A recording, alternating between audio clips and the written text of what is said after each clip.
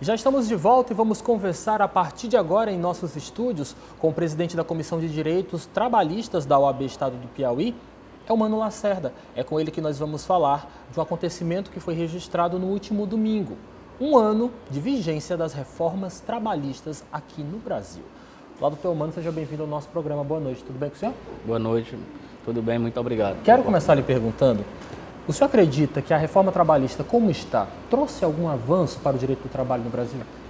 Olha, a reforma trabalhista, ela, pelo menos até agora, não demonstrou nenhum avanço, pelo menos em relação ao que foi prometido, que seria uma geração considerável de empregos, uma melhoria na economia do país e também uma modernização na legislação trabalhista. Até agora, um ano de vigência, não conseguimos ainda enxergar essa modernização, essa retração, essa diminuição significativa do desemprego e muito menos uma melhoria na economia. Isso tudo em decorrência da reforma trabalhista. A reforma trabalhista ainda não mostrou de fato para que veio. Olhando para a reforma trabalhista neste contexto atual de Brasil, o senhor gostaria de destacar algum retrocesso que foi importante? Olha, a reforma trabalhista, ela retirou o direito de trabalhadores, e aqui eu posso citar com convicção, o fim do Instituto das Horas Itinerárias. Não existe mais esse instituto para os trabalhadores. Também a alteração em relação ao intervalo intrajornada, que é aquele intervalo normalmente de 1 hora para descanso e alimentação, que antes a sua supressão, ou seja, a sua não concessão, tinha como consequência o pagamento desse intervalo e a sua natureza era salarial. O que isso significa? Que, por ser natureza salarial, ele integraria a remuneração do empregado e iria refletir no 13º, nas férias, FGTS.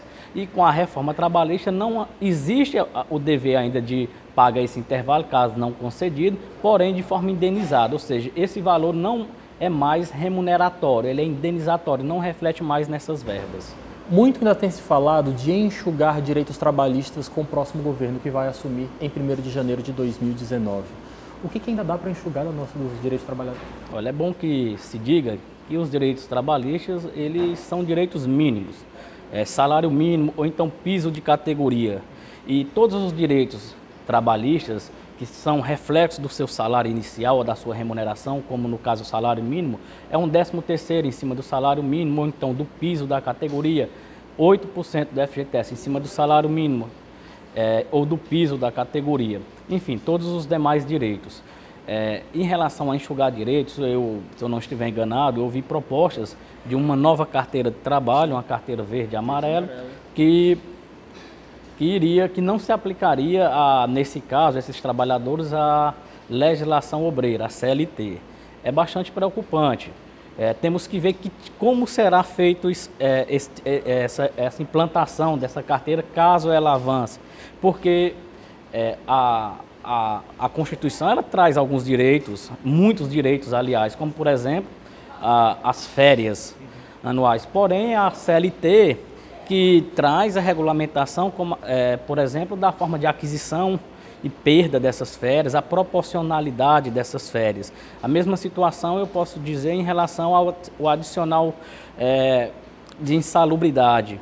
Por exemplo, a CLT, ela traz, a Constituição ela traz a previsão do adicional, mas o percentual é a CLT, regulamentado pela CLT. Outra situação que podemos citar, no caso, é a questão da própria forma da justa causa do empregado e da justa causa do empregador, porque é a CLT quem regulamenta quais as faltas que são capazes de gerar uma justa causa, tanto pelo empregado como também pelo empregador. Ou seja, existem vários outros direitos estabelecidos na CLT, que são bastante importantes, e isso é algo que é bastante preocupante para toda a sociedade, alguma lei que venha a tentar retirar esses direitos ou não aplicação da CLT para os empregados. Também tem se falado muito sobre o fim da pasta do trabalho com status de ministério. Quais seriam as consequências disso na prática?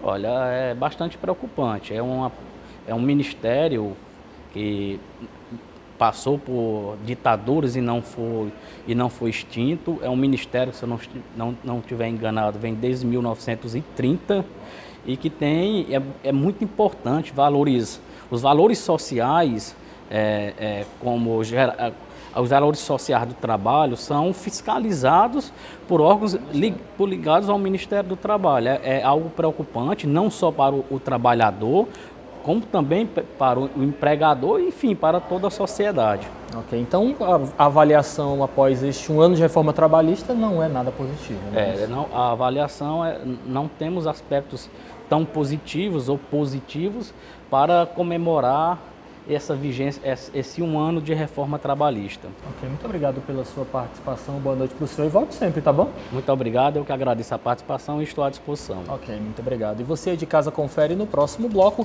que o Detran está buscando parcerias para facilitar o pagamento de multas de trânsito através do cartão de crédito. A gente volta já.